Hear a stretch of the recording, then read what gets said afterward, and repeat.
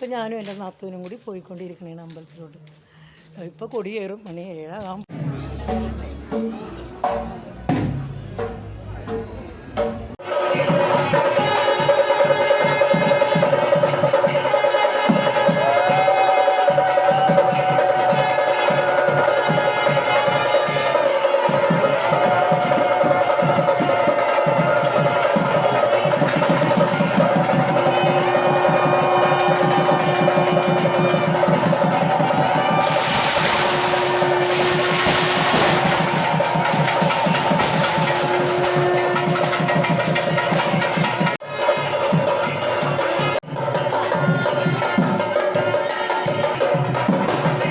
കൊടിയൊക്കെ കയറി കഴിഞ്ഞിട്ട് ഇനി നാടൻ പാട്ടൊക്കെയാണ് അമ്പലത്തിൽ.